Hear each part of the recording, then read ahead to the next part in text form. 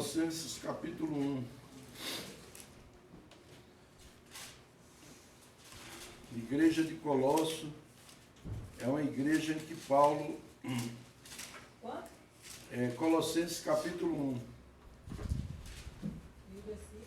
O versículo vamos ver agora. Deixa eu achar aqui o texto.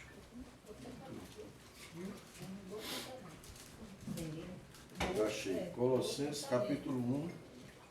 Primeiro é o velho, E o versículo 24. depois de Mateus, Lucas, 24? Capítulo 1, versículo 24.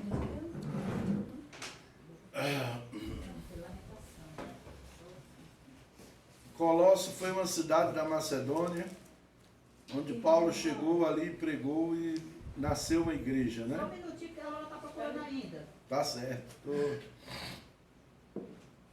fazendo as considerações iniciais.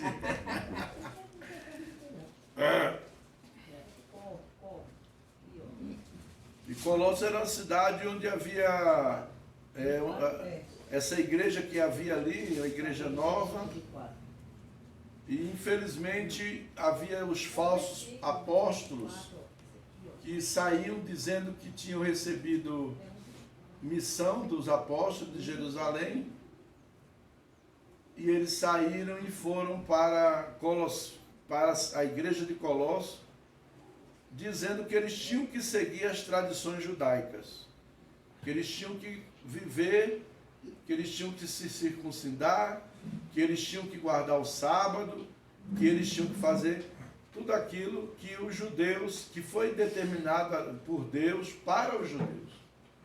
Que tinha que comer as comidas, não podia comer carne de porco, não podia comer... Isso foi uma designação que Deus deu para os judeus, não foi para nós.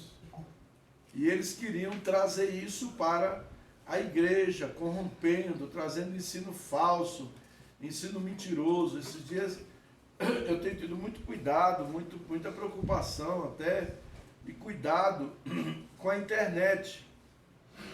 A internet a gente tem que ter muito cuidado, que desvirtua muita coisa. Né? A gente escuta muitos pregadores, muitas pessoas trazendo ali ensinamentos, e as pessoas às vezes aproveitam e ensinam boboseira. E às vezes muita briga também, gospel, né? Muita confusão gospel, parece uma arena gospel. Infelizmente, um debatendo, um falando contra o outro, um atacando o outro. Você vê Silas Malafaia, briga com o Caio Fábio briga com não sei quem, né? E começa aquela salada de fruta, quando na realidade o evangelho não está sendo pregado, está tendo desmoralização. Tem uma jovem, uma menina, Vitória Souza, ela é coach, ela prega coach, ela não é pregadora de Bíblia, ela é pregadora de coach. E há muitas igrejas por aí chamam ela e ela vai lá e faz aquele movimento coach. E coach... Eu já fui para a reunião coach, eu sou coach também, eu tenho formação em coach, mas eu não gosto do coach, porque o coach é uma ilusão. O coach é uma ilusão. Por que é uma ilusão? Porque aquilo, você sai dali com aquela injeção de ânimo, parece que amanhã você já vai estar com tudo aquilo que foi falado. Uma vez eu fui para a reunião da Herbalife e o pessoal botava uma foto de uma mulher que estava com uma carrocinha de cachorro quente, e de repente aquela mulher já estava com a casa no lado do sul, com piscina, com tudo. Não sei nem se era verdade aquilo. Só sei que estava lá fora. E aí todo mundo, vai lá, vem fazer aquela coisa. Então, depois teve a Renaudet, eu fui na reunião da Renaudet também, misericórdia, quase que eu saí de lá endemoniado. Navio. É o navio, né? Você foi também, né? Aí você vai pro navio, vai viajar, aquela coisa toda. E isso ilude as pessoas. Por quê? Porque tem pessoas que têm tem um desbloqueio, até falo isso.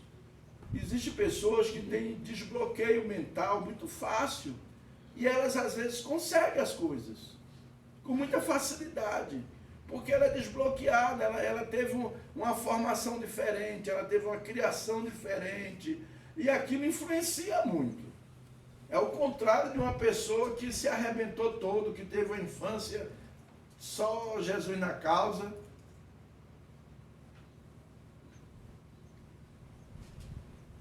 E depois essa pessoa romper, desbloquear, não é fácil essa pessoa romper os desbloqueios que tem na mente, né? Que são bloqueios criados emocionalmente, que vêm coisas, escassez.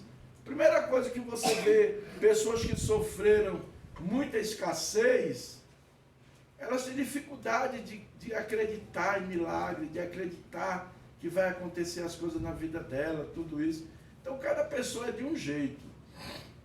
E quando você vai para uma reunião coach, ele coloca todo mundo no mesmo patamar. E aí o cara sai de lá, misericórdia, achando que vai conquistar o mundo amanhã. Amanhã ele já vai comprar um apartamento, amanhã ele já vai comprar o Hilux, amanhã ele já vai... E não é verdade, irmãos. Não é verdade.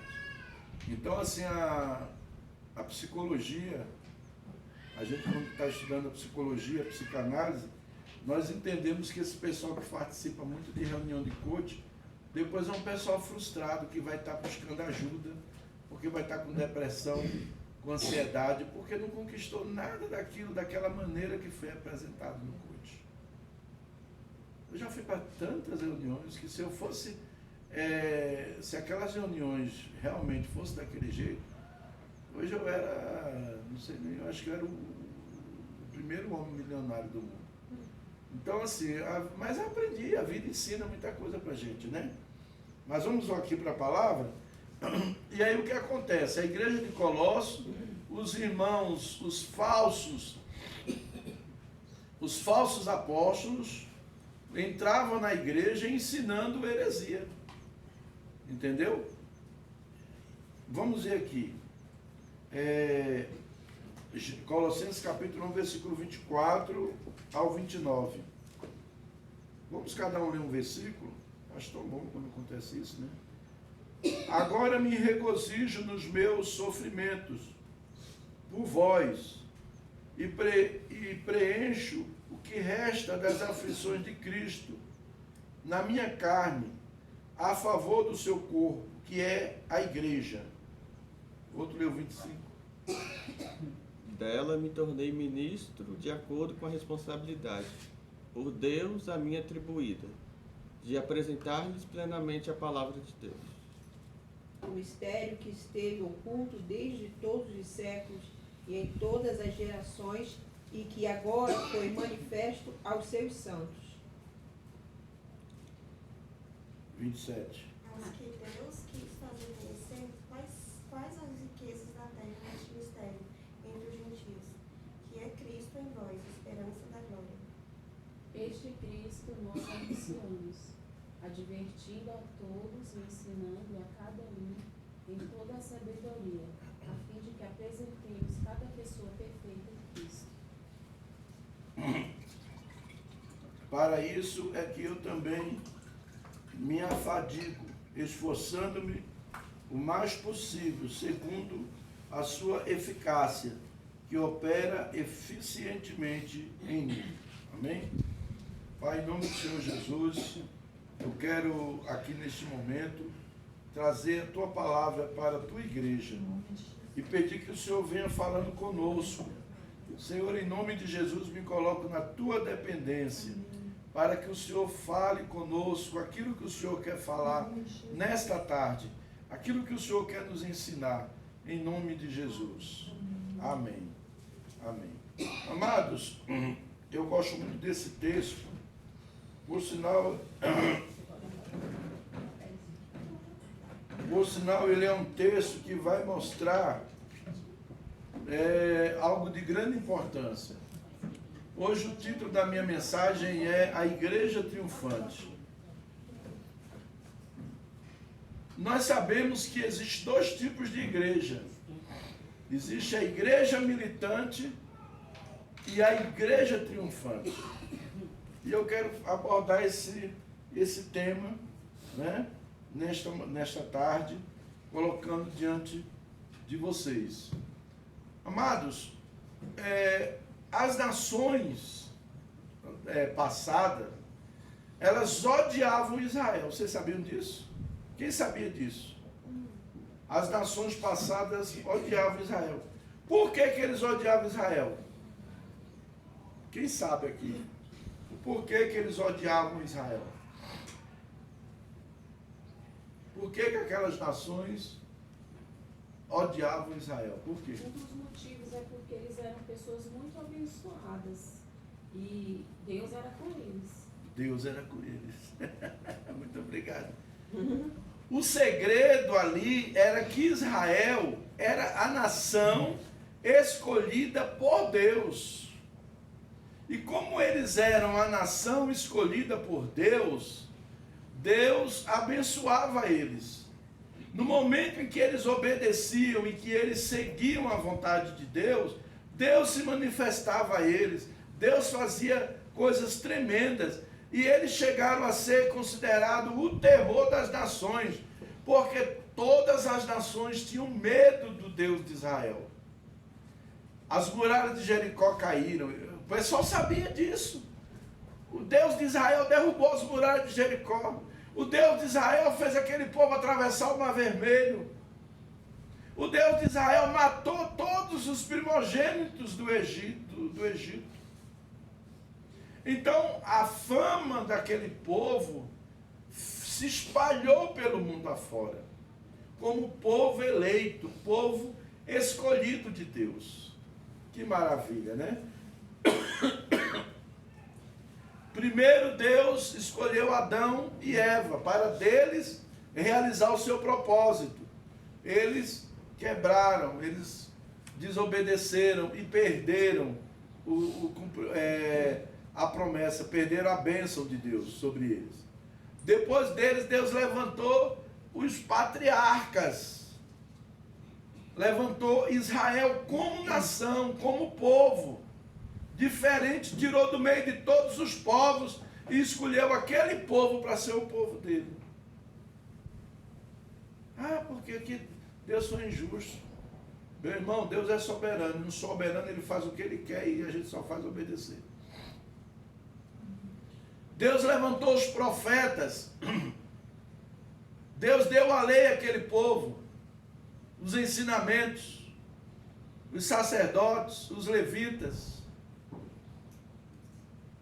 E agora Deus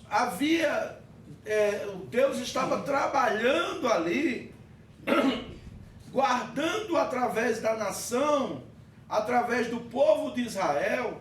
Deus estava guardando um mistério para o futuro. Um mistério que ninguém sabia. Os profetas desejavam, os patriarcas desejaram. Mas eles não entenderam esse mistério. Aí veio Jesus, morreu na cruz, entregou a vida dele. Ali, quando ele morreu, ele ressuscitou ao terceiro dia, foi assunto aos céus e enviou o Espírito Santo. E quando o Espírito Santo veio, foi descoberto o mistério que havia sido guardado desde o início dos séculos. Desde a eternidade havia um mistério. Você sabe qual é o mistério? Qual é o mistério? O mistério é eu e você, somos nós. O mistério de Deus somos nós, a igreja. O mistério que estava guardado por Deus de eternidade, de séculos e séculos, e que foram se passando, o mistério foi a igreja. Porque o propósito de Deus não era só um povo.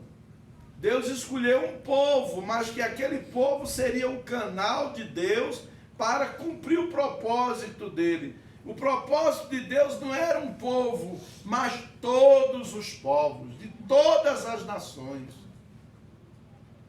O propósito de Deus era esse. E esse propósito de Deus, ele só pôde se cumprir através da igreja. No dia em que o Espírito Santo veio sobre os apóstolos, sobre os discípulos, e eles começaram a proclamar o Evangelho, mas eles começaram a proclamar entre os judeus. E quando eles começaram ali nasceu a igreja, em Atos dos Apóstolos. Mas quando a igreja nasceu, a presença de Deus, o que é a igreja? A igreja é a expressão viva do corpo de Cristo. A igreja é a expressão viva de Jesus na terra. Nós somos o corpo de Cristo, nós somos a manifestação de Deus. Por isso que o diabo odeia a gente.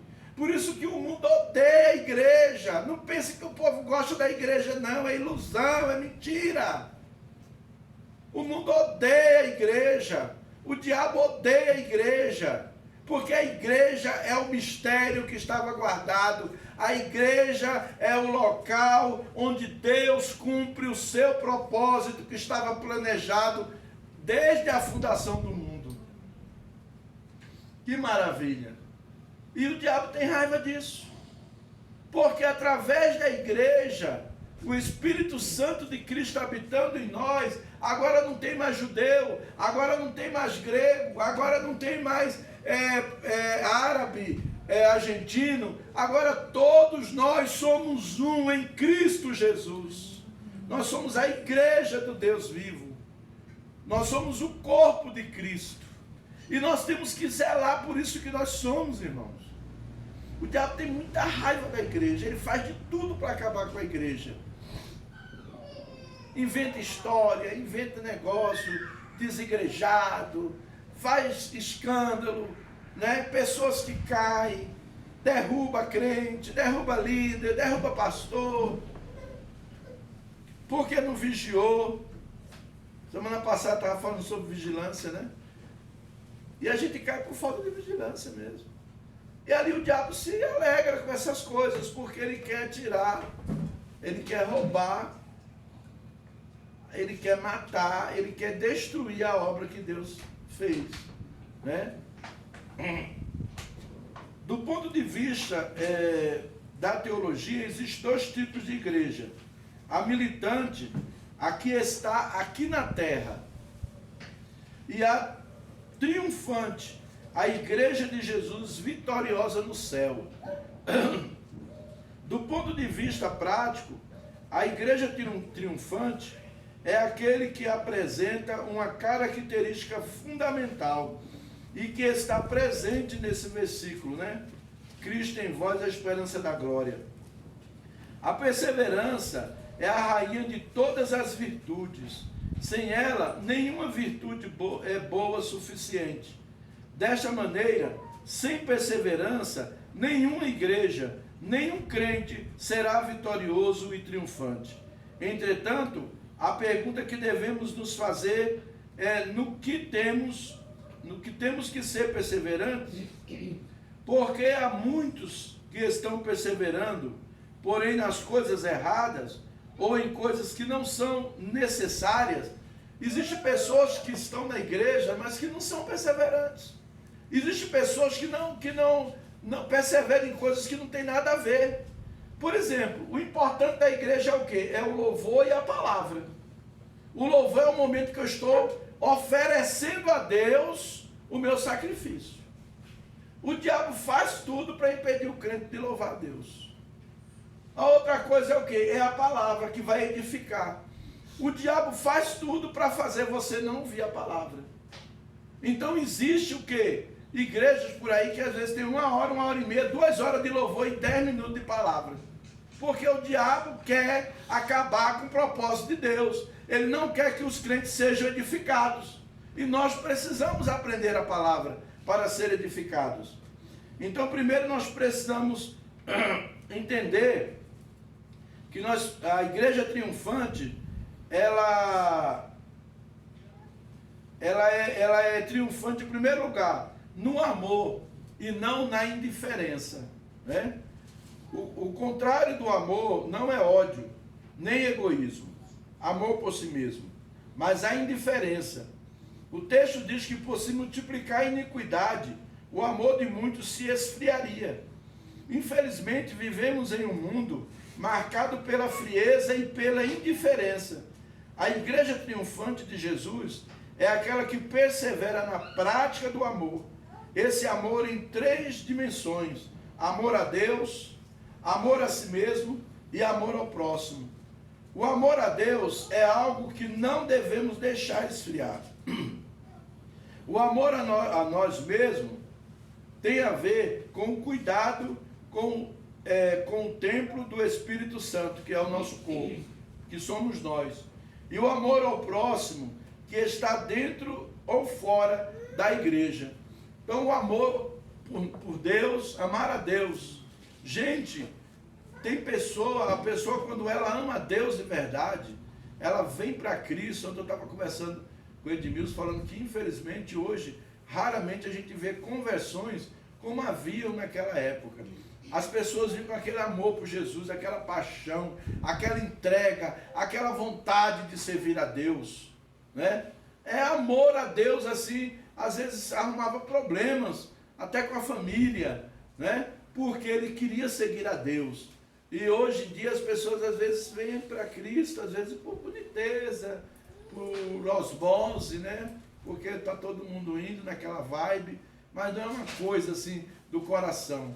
E nós precisamos voltar a ter esse amor por Deus, amar a Deus, né?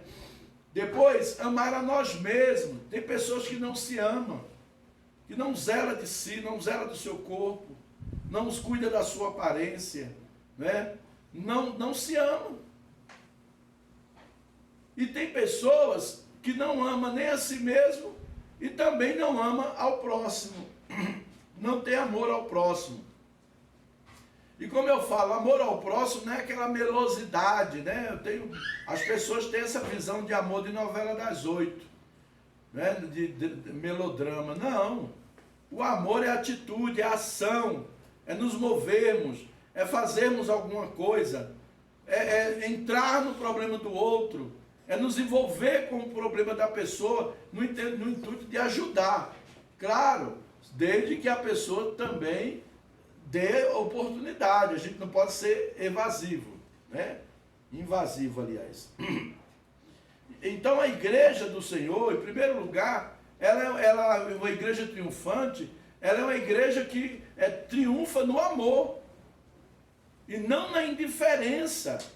Olha, não tem coisa pior do que indiferença.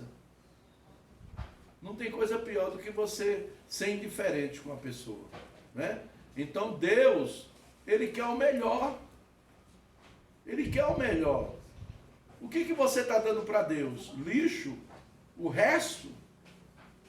O que é que você está dando para Deus?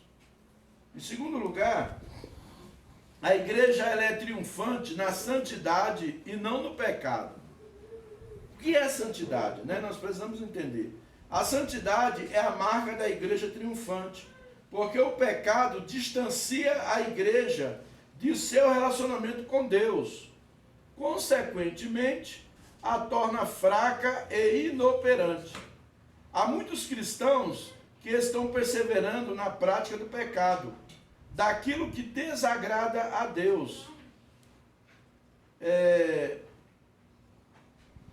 Sabendo que a santidade é a linguagem da comunhão com Deus.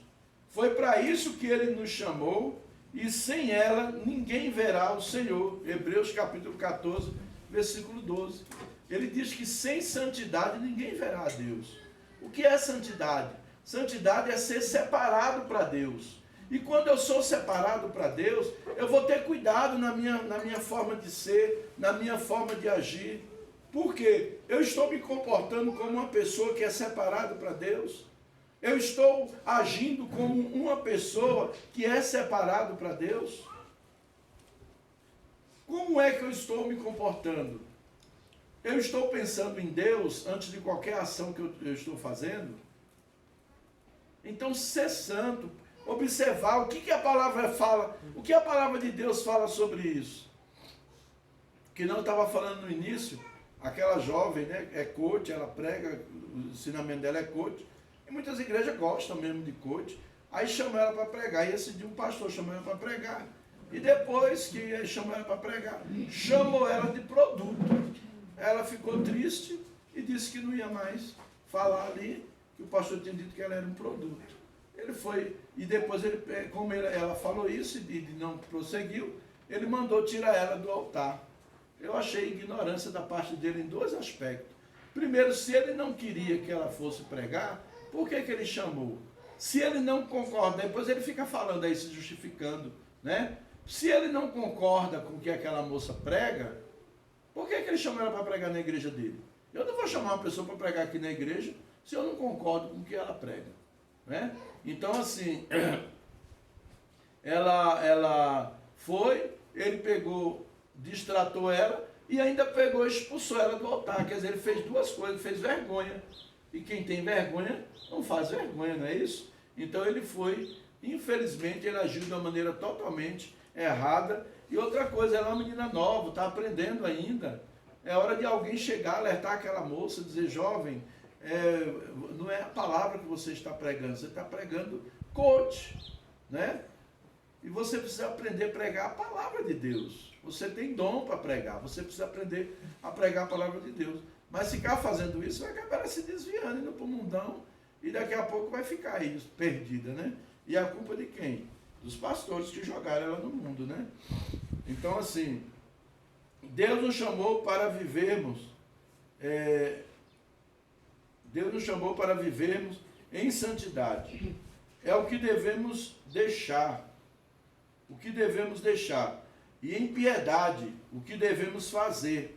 Desta forma, essa igreja não é uma igreja acomodada, de espectadores e consumidores da fé. É uma igreja composta por trabalhadores do reino de Deus. Deus conta com você, mas para Deus contar com você, você precisa buscar uma vida de santidade, no altar de Deus, de oração, de testemunho, procurar a palavra de Deus. Você vê, aqui na igreja, ao longo do tempo, sempre de vez em quando acontece enfraquece, fica fraco, tá? Aí quando vem conversar comigo, depois diz assim, rapaz, eu comecei a fraquejar, depois que eu parei de orar, parei de ler a Bíblia, né? Aí eu comecei a ficar fraco. E é o que acontece com a gente começa a ficar fraco, é assim, para de orar, para de ler a Bíblia, daqui a pouco a gente está lá fora, né? Que é o que o diabo quer fazer conosco. Amém? É uma igreja composta por trabalhadores do reino de Deus, por jogadores que entram em campo e sua camisa e não por torcida. No reino de Deus não há plateia, não há torcida, só há trabalhadores. Todos nós, um dia, apresentaremos nossas mãos e prestaremos conta do nosso trabalho, o que temos feito com o tempo, os recursos, os dons e talentos que o Senhor tem nos dado. O que nós temos feito? O que nós temos feito com os talentos, com os dons, com as coisas que Deus tem colocado nas nossas mãos, né? Então, assim, nós precisamos viver em santidade e precisamos, em terceiro, não nos acomodar no serviço do reino de Deus, no trabalho cristão. Tinha um hino que cantava, posso tendo as mãos vazias, com Jesus eu me encontrar, nada fiz e vão-se os dias. O que eu vou apresentar a Deus? O que eu vou apresentar a Deus quando eu chegar diante dele? O que eu fiz? O que eu vou reivindicar galardão? O que foi que eu fiz? Deus quer nos dar a salvação. A salvação ela é de graça. Você não precisa fazer nada para ser salvo. A única coisa que você precisa fazer é crer em Jesus. Só isso. Só isso. É mesmo, pastor? Um dia eu achei engraçado a maneira que o Guilherme falou, achei até bonita o jeito que ele falou, assim, bem simplório, quando ele disse assim, rapaz, mas vai ter tanto pecador lá no céu, tanta gente que não presta. Vai ter mesmo. Porque para ser salvo é preciso somente crer em Jesus. A palavra de Deus diz o quê? Pela graça sois salvos, mediante o quê? A fé. Não é pelas obras. Ele está dizendo, não é pelo cabelo comprido, o cabelo curto, não é pela maquiagem, não é porque eu dei esmola, não é porque eu fui bonzinho, não. Eu fui salvo pela graça de Deus, pela fé. Gente, preste bem atenção, nenhum de nós buscaríamos a salvação se não fosse a graça de Deus. Concorda comigo? Nenhum de nós iríamos abandonar o mundo com seus prazeres se não fosse a graça de Deus. E às vezes a gente vê, mas ainda fica uma luta, uma guerra, uma batalha, porque a gente fica lá e às vezes o pensamento vai lá de novo. E aí, ô Jesus, eu vim de lá, Senhor. Né? Fica aquela batalha. Porque pecar é bom, não é ruim. Pecar é bom, é gostoso pecar. O pecado é gostoso. Satisfaz a carne. Não vem dizer, nossa, que horrível pecado. Mentira. Hipocrisia. Pecar é gostoso, meu irmão. É por isso que a gente luta toda hora para não pecar. Porque o pecado é bom. O problema do pecado é o quê? É a consequência dele. É o que vem depois que a gente comete.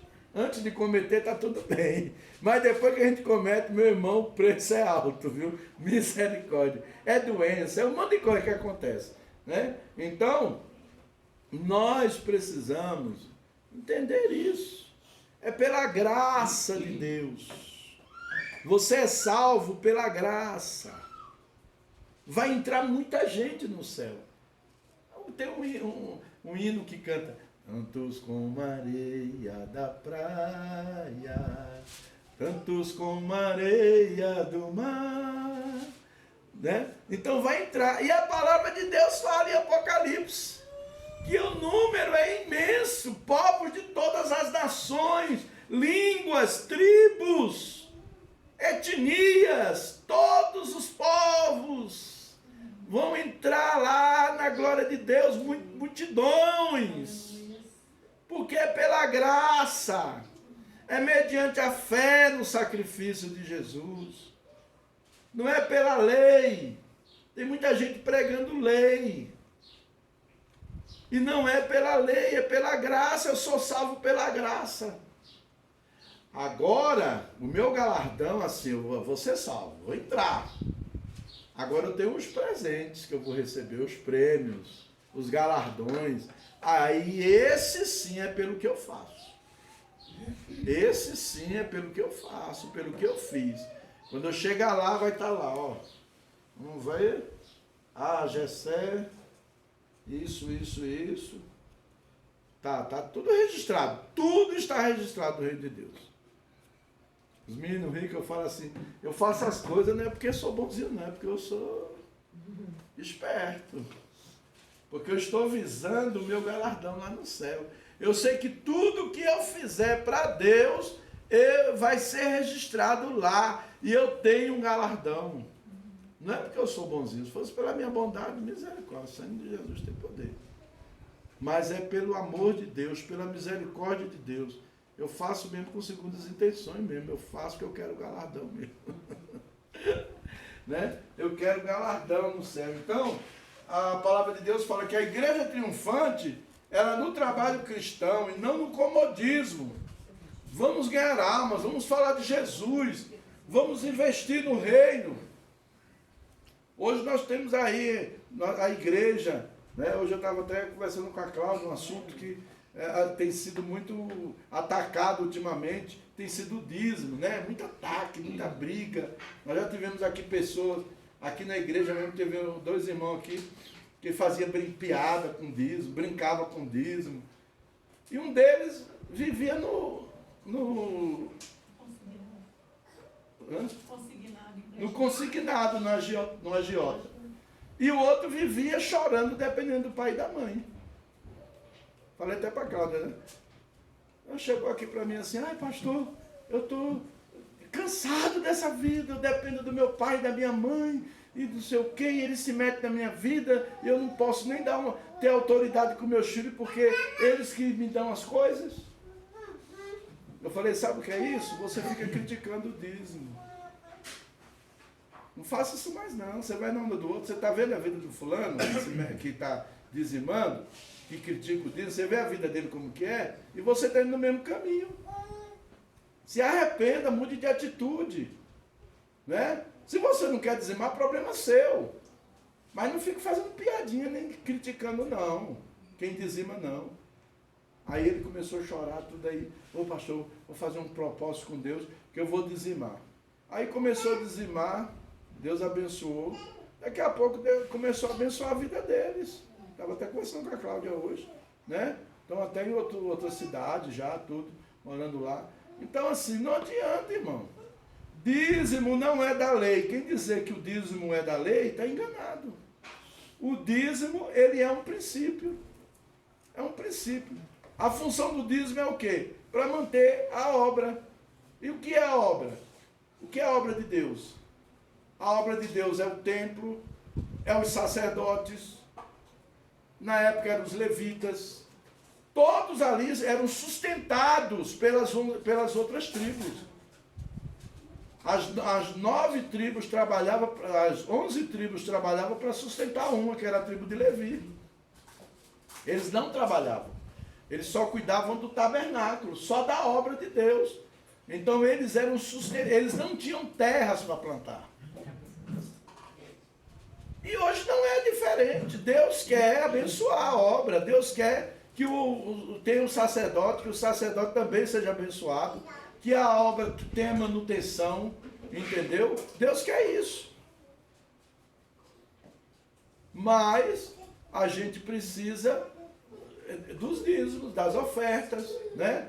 Para que a gente possa fazer as coisas, né? Então a gente pode ir até certo ponto. Então, tem pessoas que têm esse propósito. Tem pessoas que ganham bem, mas tem uma miséria na mão, um espírito miserável, e não dizima, não dizima. E às vezes pessoa que ganha um salário mínimo dizima, com maior amor, e às vezes dá até mais do que eu dizimo. Ao meu longo de ministério, eu comecei a pastorear a igreja, eu tinha o quê? 24 anos de idade. Não mudou, até hoje não mudou isso. As pessoas que ganhavam altos salários eram as pessoas mais miseráveis que tinham para contribuir na obra. Agora, eles gastavam horrores de dinheiro com medicação, horrores de dinheiro com conta de água, que às vezes dá problema no relógio, dá problema na conta de luz, dá problema no carro, dá problema não sei o quê, e ele não percebe isso. Às vezes gasta gastos desnecessários que poderia não acontecer. Mas às vezes a pessoa não está sendo fiel e aí ele acaba passando por essas situações. Entendeu? Então assim, a obra de Deus precisa de manutenção. A obra de Deus precisa também de que você se desprenda e se lance e vá fazer. Né? Eu vou ser bem franco para vocês, eu vou dizer para vocês, se eu fosse um pastor, que eu tivesse sustento, você acha que eu ia ficar me matando trabalhando fora? Eu ia entrar violentamente aí e fazer o que eu fazia antes. Ia fazer mesmo, porque eu ia ter tempo para fazer. Eu quando pastoreava a Querigma mesmo, era de madrugada, eu estava andando na rua. Claro que hoje eu não vou fazer mais isso. Mas eu estava de madrugada andando na rua. Expulsar demônio na casa não sei de quem. Ah, pastor, vem aqui expulsar o demônio. Vem aqui que o marido está querendo matar a mulher. Mas eu era sustentado pela igreja. E trabalhava na obra. Eu trabalhava só na obra. E a coisa funcionava diferente. Mas hoje é difícil, irmão. Sabe por quê? Porque hoje em dia, se o pastor depende da igreja, infelizmente, começa a falação. Não é? Graças a Deus aqui não. Mas hoje em dia tem muito falatório. Tem falatório, a pessoa começa a deixar de dizimar. Então tem que estar trabalhando mesmo. Tem que trabalhar. Montei meu instituto com os alunos no curso aí. Tenho atendimento no consultório. Voltei a dar aula. Eu faço um monte de coisa, me viro nos 30. Né? Meu marido tem 3 3 eu lembrei da Helena agora, né? Então, assim, são coisas que a gente vai vivendo no dia a dia para a gente se manter, para a gente cobrir as nossas necessidades. Porque nós temos necessidades, né? Então, assim, mas nós precisamos, como igreja, nos erguer, nos levantar e tomar atitudes, tomar posição. Não, eu vou ser fiel nos dízimos, eu vou ser fiel nas ofertas. Quem quiser falar, que fale. Outra coisa que eu estava falando para a Cláudia, a gente tem que ter muito cuidado.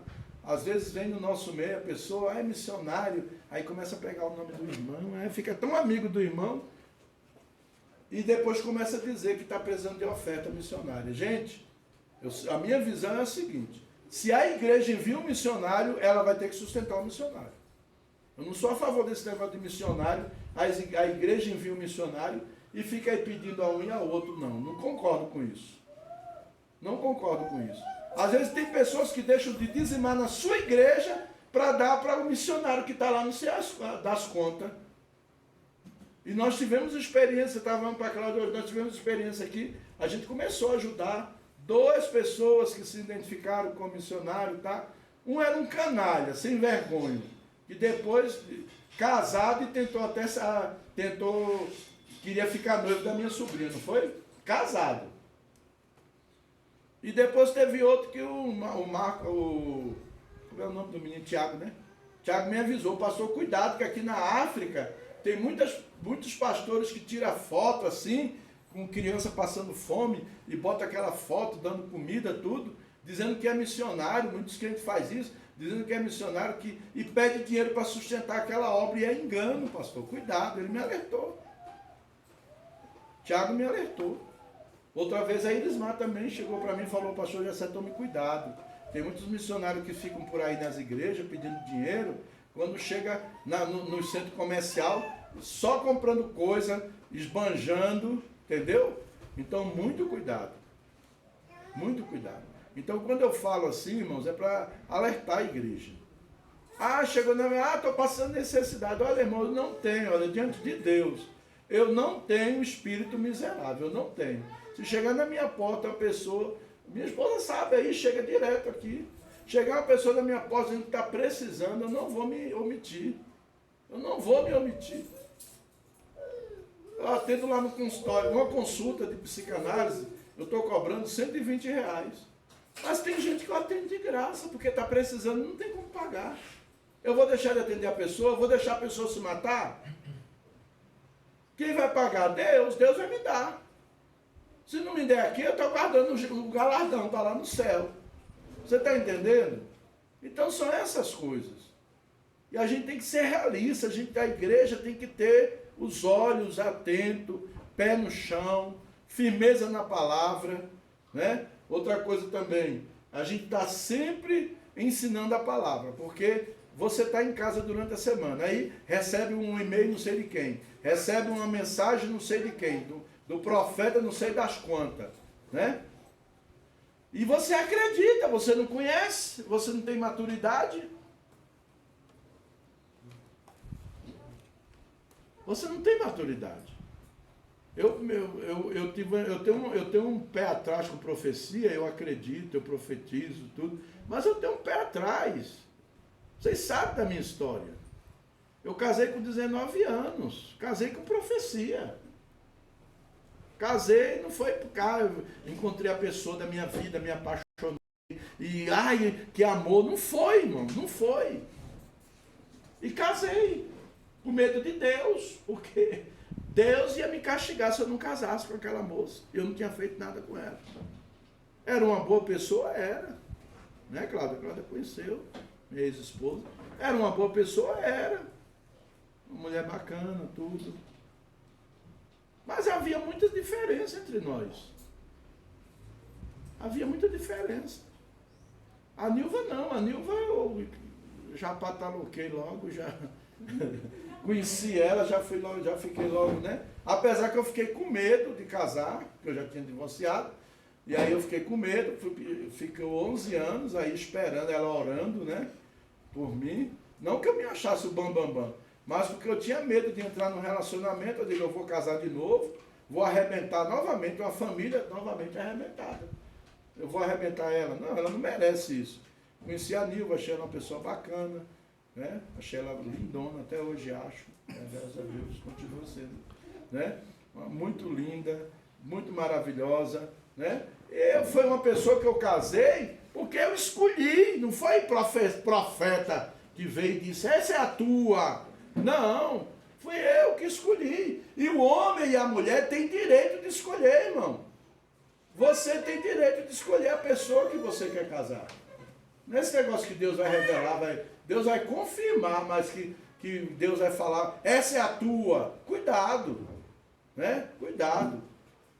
Há muito engano por aí.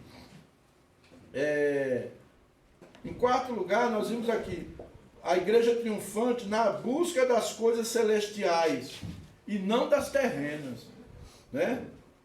O cristão triunfante sabe que está no mundo, mas não é do mundo. Seus olhos e seu coração não estão nas coisas que se veem, mas nas que se não veem. Ele busca as coisas do alto, em vez das coisas da terra. Seu tesouro e, consequentemente, seu coração estão lá no céu e não aqui. Isso acontece porque sabe que sua cidade está no céu e que as coisas que se veem são passageiras, mas as que se não veem são eternas. Amém? Então, não fique com sua visão na terra, não. A gente está vendo aí a Bíblia se cumprindo. Hoje até as pessoas que não são crentes concordam que a Bíblia está se cumprindo. Até pessoas que não fazem parte da igreja. De gente, é bem que está na Bíblia mesmo, né? Que os crentes falam. O povo já está começando a se despertar, vendo que o Apocalipse está se cumprindo. Hoje nós vimos aí, ó, essa questão, essa onda de calor. Isso foi profetizado, ó. E quanto tempo isso foi profetizado, né? E nós estamos vivendo coisas aí, vamos viver mais. Amém?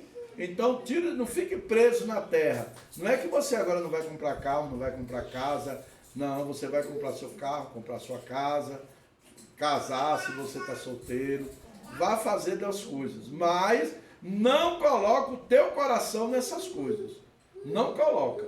Porque se você colocar o teu coração nessas coisas, você vai ser pego de surpresa. Amém? Conclusão. Que a igreja de Jesus que se reúne aqui em todos os lugares desta terra possa ser uma igreja perseverante no amor, na santidade, no trabalho cristão e nas coisas do alto, para que de fato possa ser triunfante. Amém? Em nome de Jesus. E eu acho bonito o hino, que eu até pedi para o Guilherme ensaiar ele depois para a gente cantar aqui, que ele fala que a igreja, né? Como é, Guilherme, mesmo? A igreja foi o quê? Não deu tempo de pegar. Que a igreja enfrentou os leões, né? A igreja primitiva enfrentou. O que eles faziam? Eles pegavam os crentes e jogavam nas arenas para negar Jesus.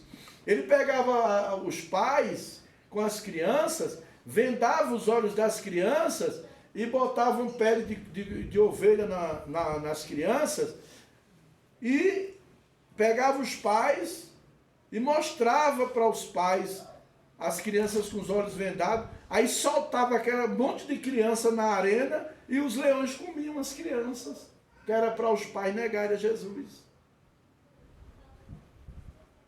Foi assim que a igreja cresceu. Foi assim que veio a igreja. A igreja continuou. Mesmo diante disso aí, os irmãos não desistiram, continuaram pregando o evangelho. A igreja tem passado por muitas lutas, desde o início dela, desde a perseguição de Roma. Roma perseguiu fortemente a igreja. Constantino se fez de crente, inventou que era crente, para trazer a igreja, para querer unir a igreja ao Estado. A igreja esfriou, a igreja perdeu o foco, perdeu a visão.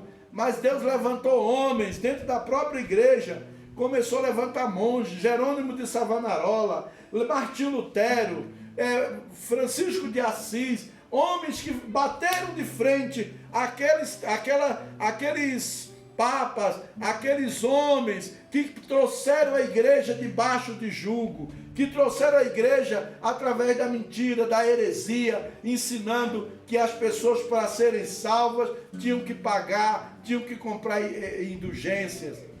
E Deus levantou, veio a reforma protestante. Depois da reforma, Deus levantou outros homens para trazer a restauração da igreja. E a igreja vem passando por perseguição de todo tipo. Hoje a igreja está enfrentando uma perseguição ideológica. Hoje a guerra é na mente. A briga hoje não é na espada, não é nas arenas, mas é na mente. O diabo está atacando a igreja na mente, os irmãos, na mente dos irmãos, através de internet, através de mensagens ruins, de notícia ruim, de difamação, de outras coisas mais. Mas a igreja continua. A igreja continua viva, a igreja continua firme, a igreja passou por todos esses momentos e ela vai passar pelos outros que virão e nós iremos nos encontrar com o Senhor nos céus, em nome de Jesus. Vamos ficar de pé, aleluia, glória a Deus, glória a Deus. A igreja tem passado por tudo isso e vai passar por mais. Mas nós vamos estar com o Senhor na eternidade, eternamente, aleluia, glória a Deus.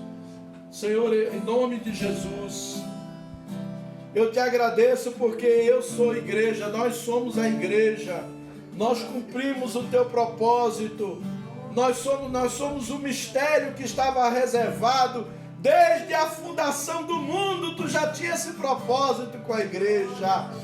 Oh Senhor, em nome de Jesus, nos fortalece, nos guarda, Senhor, que nós sejamos vigilantes, que nós ficamos vigilantes no que nós vemos, sejamos vigilantes naquilo que nós escutamos, Senhor, em nome de Jesus, que o teu Espírito se mova em nossas vidas. Deremassurianda lamas, remanamasobrianda lamachai. Oh, rebalachirica lavassurianda. Oh, ramanachai cantarabassurianda. Obrigado, Deus. Obrigado por teres preservado a tua igreja. Obrigado por continuares preservando até o final dos tempos. Obrigado por tudo, Deus. Abençoa, Senhor, nossas vidas. Hoje tudo que aparece no mundo, Senhor, é pregando contra a tua palavra. Tudo que aparece é contra a tua palavra. É um ataque frontal à tua igreja. Mas a igreja está de pé. A igreja está firme.